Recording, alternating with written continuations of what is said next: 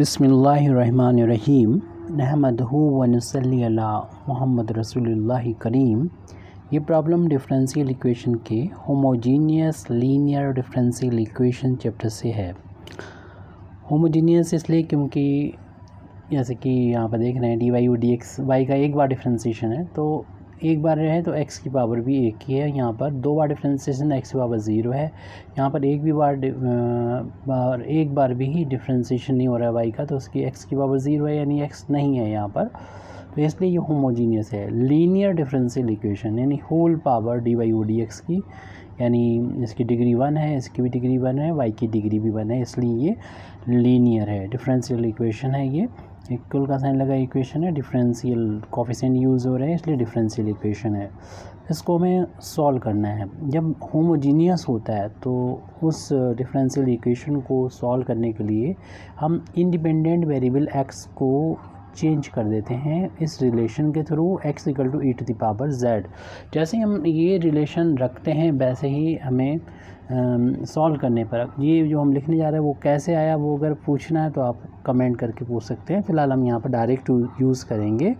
तो अगर हम ये रखते हैं सो दैट, अगर इतना लेट इतना सो दैट, तो इससे क्या होगा कि हम वैल्यू फाइंड करेंगे जब, तो x D Y over D X की वैल्यू हो जाएगी डी वाई के इक्वल हो जाएगी। ऐसे X square D two Y over D X square की जगह पर हो जाएगा डी माइनस 1 हो जाएगा वाई। और यहाँ पर कैपिटल डी का मतलब है कि differentiation with respect to z। तो हमारा जो इक्वेशन है, यानी जो गिवन इक्वेशन है, द गिवन इक्वेशन जो होगा वो इस तरीके से हो जाएगा। द गिवन इक्वेशन, आप पहले इक्वेशन ही लिख लीजिएगा तो अपने सॉल्यूशन में, उसके बाद कीजिएगा। अभी के इक्वेशन बिकम्स, ये हो जाएगा जो इसकी जगह पर हम ये वैल्यू पुट करेंगे तो हो जाएगा डी माइनस 1 वाई माइनस 3 है, और फिर x डी वाई और डी एक्स की यहाँ पर हम डी वाई पुट करेंगे, और प्लस का 4 वाई राइट हैंड साइड में है 2, और फिर उसके बाद x की जगह पर रखना है e to the power z, और उसका x का स्क्वायर था वो कर दें। अब यहाँ पर राइट हैंड साइड में y को हम बाहर ले लेंगे, कॉमन है y, D minus 1 right hand side में लेंगे क्योंकि ये बचेगा वो ऑपरेटर है क्योंकि y पर ऑपरेट होना है। 2 ब्रैकेट ओपन करेंगे तो ब्रैकेट के अंदर और बाहर की पावर का मल्टीप्लाई होके e की पावर 2z हो गया ये। अब इस ब्रैकेट को ओपन करके d का अंदर इंटू करेंगे, डी स्क्वायर माइनस का d माइनस का 3d प्लस का 4, ये y को कोफिशिएंट जो कि d का फंक्शन है, राइट हैंड साइड में एज इट लिख दिया हमने विदाउट एनी चेंज। अब देख रहे हैं कि दोनों ऐड हो जाएंगे ये, और लाइक टर्म को ऐड करने पर माइनस का 4d हो जाएगा प्लस का 4 y is equal to E to the power 2z। इससे हम अब ये जब हमारा बन गया ये linear differential equation with constant coefficient, क्योंकि यहाँ पर कांस्टेंट कोफिशिएंट आ चुके हैं। अभी इससे पहले था जो वेरिएबल कोफिशिएंट था यहाँ पर, लेकिन कांस्टेंट कोफिशिएंट आ चुके हैं। ऐसे सॉल्व करने का जो मेथड होता है वो हम देखते हैं कि कॉम्प्लीमेंट्री फंक्शन फाइंड करेंगे, पहले पर्टिकुलर इंटीग्रल दोनों को ऐड कर देंगे तो y की वैल्यू हो जाएगी इन टर्म्स ऑफ z, और फिर हम इससे क्योंकि यहाँ पर इंडिपेंडेंट वेरिएबल इस डिफरेंशियल इक्वेशन का z है,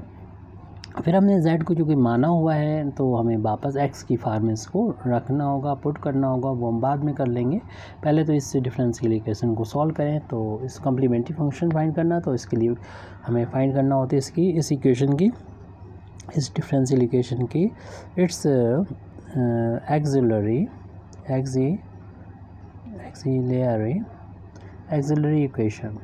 इक्वेशन या सब्सिडियरी इक्वेशन बोलते हैं। तो उसके लिए हम जहाँ पर भी y को कोफिशिएंट जो कि d का फंक्शन होता है, d की जगह पर m पुट कर देते हैं, m square minus 4m plus 4, और इसको 0 के बराबर पुट कर देते हैं। देख रहे हैं कि ये होल ऑफ स्क्वायर है क्योंकि m का ये स्क्वायर है, और ये 4 जो है 2 का स्क्वायर है, और बीच वाले टर्म को लिख सकते हैं दोनों का इंटू का ट्वाइस। तो ये देख रहे हैं कि इसमें आइडेंटिटी अप्लाई हो जाएगी, ए स्क्वायर माइनस का 2ab प्लस बी स्क्वायर, जिसकी वैल्यू a माइनस b का होल ऑफ स्क्वायर होती है। तो a की जगह पर m है, b की जगह पर 2 है, तो ये हो जाएगा जाएगा m माइनस 2 का होल अब स्क्वायर इजिकल टू 0। तो इसको जब 0 के बराबर पुट करेंगे तो m की वैल्यू 2 मिलेगी, क्योंकि होल अब स्क्वायर है तो रिपीट कर दें इस वैल्यू को। m की 2 वैल्यू हैं, दोनों वैल्यू इक्वल हैं। जब इक्वल वैल्यू होती हैं तो उस कम्प्लीमेंट्री फंक्शन m की वैल्यू को देख कर लिखने का तरीका जो है वो अलग होता है, और उसी को हम यहाँ पर यूज़ कर रहे हैं, उसी को हम यहाँ पर लिख रहे हैं। तो कम्प्लीमेंट्री फंक्शन की वैल्यू हो जाती है इस तरीके से लिखते हैं c1 प्लस का c2, और फिर यहाँ पर इंडिपेंडेंट वेरिएबल जो भी है z वो लिखेंगे, और e to the power m की जो वैल्यू आई है यानी 2 आई थी, उसमें इंडिपेंडेंट वेरिएबल यानी z का मल्टीप्लाई कर दिया। तो अब हम यहाँ पर ये जब कम्प्लीमेंट्री फंक्शन फाइंड कर लिया है तो इसके बाद हमें फाइंड करना होता है पर्टिकुलर इंटीग्रल, जो 1 अपान में ये जो हमारा लास्ट में इक्वेशन हमको मिला था उसमें y का जो कोफिशिएंट है, जो d का फंक्शन है, उसको आप पूरा लिख दीजिए, यानी D square minus 4d plus 4, और इसमें राइट हैंड साइड में जो भी है 2e to the power 2z वो यहाँ पर आ जाएगा फंक्शन, जिस पर ये ऑपरेटर ऑपरेट होना है, और उसकी वैल्यू हम लोग फाइंड करेंगे। अब यहाँ पर ऐसा है कि ये अभी हम लोगों ने देखा था इसके फैक्टर कैसे आए थे, d माइनस 2 का होल अब स्क्वायर आया था। तो 2 तो कांस्टेंट ये वाला है, तो आप यहाँ पर बाहर लिख लें ऑपरेटर की e to the power 2z है। वैसे तो नॉर्मली हमारा इस तरीके से सॉल्व करते हैं, अगर ये e to the power ax होता है, अगर इंडिपेंडेंट वेरिएबल x है तो जहाँ पर भी डी होता है वहाँ पर a पुट कर देते हैं और ये सॉल्व होके आ जाता है पर्टिकुलर इंटीग्रल। लेकिन यहाँ पर आप अगर आप ऐसा करेंगे तो अपान में 0 आ जाएगा, तो अनर्थ हो जाएगा, यानी मीनिंगलेस हो जाएगा। तो आप d की जगह 2 रख के ये वाला नहीं कर सकते, क्योंकि ये फार्मूला तब के लिए है जब fa की वैल्यू 0 के इक्वल नहीं है, लेकिन 0 होगा तब कौन सा यूज़ करते हैं, तब उसके लिए ये फार्मूला होता है कि हम जो होता है e to the power ax है, अगर ये 0 के बराबर आ रहा है ये वैल्यू, तो हम यहाँ 1 का इंटू मान लेते हैं, और e to the power ax को यहाँ पर लिखा, और 1 अपान जहाँ पर भी d था वहाँ पर आप d प्लस जो भी x का कोफिशिएंट a है वो ऐड कर देंगे, और ये ऑपरेटर सिर्फ 1 पर यहाँ पर ऑपरेट हो जाएगा। तो अब हम इसी फार्मूले का यूज़ करते हुए इसे सॉल्व करते हैं। वैल्यू जो थी पर्टिकुलर इंटीग्रल की चल रही है 2 इंटू 1 अप, हम e की पावर ही फार्मूला यूज़ करेंगे, e की पावर जैसे x लिखा हुआ है वैसे ही हम यहाँ पर e टू दी पावर लिखेंगे, हमारे अगले स्टेप में लिख रहे हैं ये particular integral equal to 2 into e to the power हमने 2z लिख लिया। फिर जहाँ पर भी d नज़र आएगा वहाँ पर d प्लस 2 रख देंगे, -2 तो पहले से ही है, उसका होल अब स्क्वायर भी है, और यहाँ पर सिर्फ बचेगा 1 बचेगा जिस पर ये ऑपरेटर ऑपरेट होगा। 2 से 2 ये कैंसिल हो जाएगा, 2e to the power 2z, और यहाँ पर d का सिर्फ स्क्वायर बचेगा जो कि 1 पर ऑपरेट होना है, और 1 अपान डी का मतलब होता है कि इंटीग्रेशन। तो यहाँ पर आप डी स्क्वायर है 2 पार्ट में बांट दें, 1 अपान डी को पहले लिख लें, फिर जो 1 है उस पर एक जो 1 अपान डी है जिसका मतलब इंटीग्रेशन होता है विद रिस्पेक्ट टू जो इंडिपेंडेंट वेरिएबल है जो कि z है हमारा, यहाँ पर 2 e to the power 2 into z और 1 अपन डी, और यहाँ 1 का इंटीग्रेशन z के रिस्पेक्ट में z हो जाएगा। फिर अगेन इसमें z पर ये 1 अपन डी ऑपरेटर ऑपरेट होगा, और इसका मतलब होता है इंटीग्रेशन इस वैल्यू का with respect to independent variable z।